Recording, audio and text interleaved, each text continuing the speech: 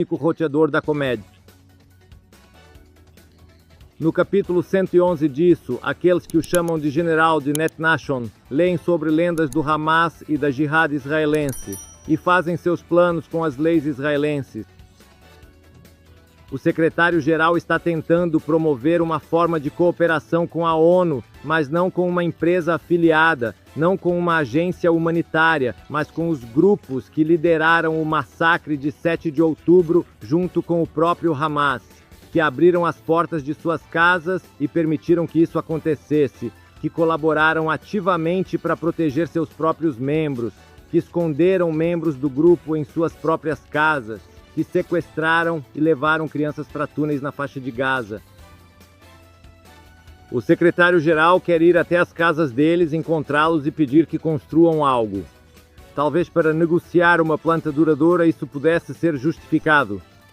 Devemos realmente acreditar que túneis sob as escolas, a presença de foguetes ao lado de hospitais e centros de comando escondidos sob os parquinhos não fornece provas suficientes de que o Hamas utiliza crianças como escudos. Isso segue um padrão evidente de viés, negação e apaziguamento. Incrivelmente, este chamado relatório também falha completamente em responsabilizar o Irã por seus crimes contra crianças. O Irã foi quem deu armas e treinamento ao Hamas para o massacre de 7 de outubro. Para eles, todos os fatos apresentados estão errados. Nesse contexto, no início de julho, crianças estavam brincando e se divertindo durante uma discussão ali, enquanto uma mulher israelense nas colinas de Golã observava. Então a situação piorou. 12 das crianças ficaram feridas, com 20 delas ainda sofrendo de ansiedade até hoje. As crianças deveriam estar lendo, mas simplesmente saíram para brincar com alguém. Isso mostra o que significa ser uma criança israelense hoje. Mas o relatório diante de nós nem sequer conseguiu reconhecer-los como vítimas israelenses. Desde 7 de outubro, crianças israelenses têm vivido sob fogo, correndo para dentro e para fora de abrigos, adormecendo ao som de sirenes.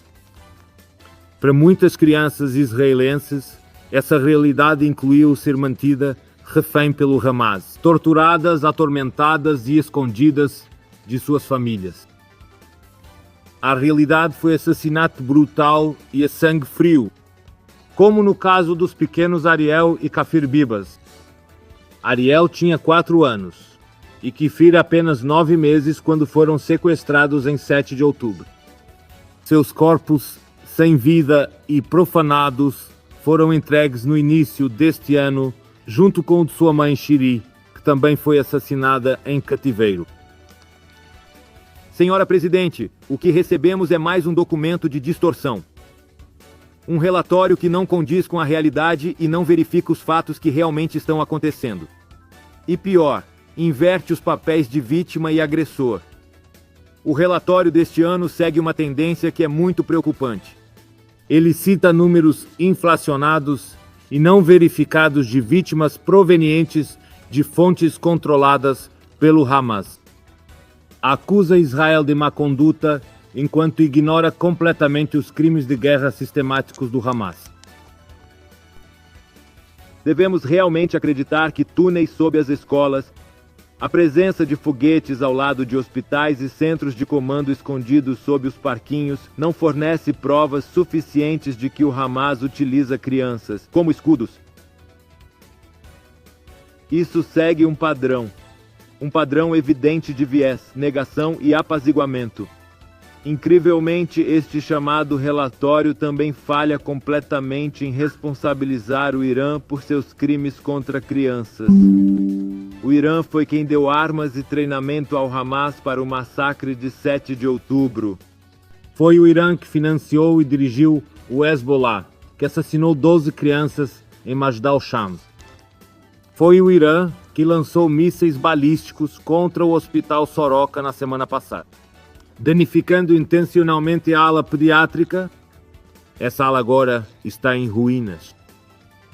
Os ataques indiscriminados do Irã nas últimas semanas já assassinaram intencionalmente 4 crianças em Israel. Quando As Nações Unidas se recusam a responsabilizar o Irã quando tentam engajar o Hamas como uma parte legítima, quando ignoram o sofrimento das crianças israelenses, não estão defendendo o direito internacional, estão profanando. Senhora Presidente, em Gaza, para se esconder. Crianças foram abusadas, exploradas e doutrinadas pelo Hamas. Eles são usados como escudos, eles são ensinados a odiar. Eles são arrastados para uma guerra que não escolheram. Mas há outro futuro. Um futuro sem o Hamas. Um futuro onde as salas de aula são para a educação, não para armazenamento de armas. Onde a infância significa livros e brincadeiras, não foguetes e medo. Esse é o futuro pelo qual Israel está lutando. Esse é o futuro que todos os membros deste Conselho devem apoiar. Não aceitaremos a grotesca, falsa equivalência entre uma democracia soberana e regimes terroristas. Não cooperaremos com um mecanismo de relatório que abandonou seu mandato e perdeu sua credibilidade. Ao secretário-geral, dizemos: o tempo de chamado engajamento com terroristas acabou. Grupos genocidas como o Hamas e o Hezbollah, grupos como o Jihad Islâmico, não precisam ser convencidos a assinar um plano. Eles devem ser rotulados como grupos terroristas pelo Conselho de Segurança e enfrentar penalidades. Defenderemos nossos filhos e persistiremos na luta contra o odioso viés que este relatório traz. Crianças em Israel e ao redor do mundo merecem muito mais do que este relatório cheio de preconceitos e este sistema que não funciona. Obrigada, Senhora Presidente.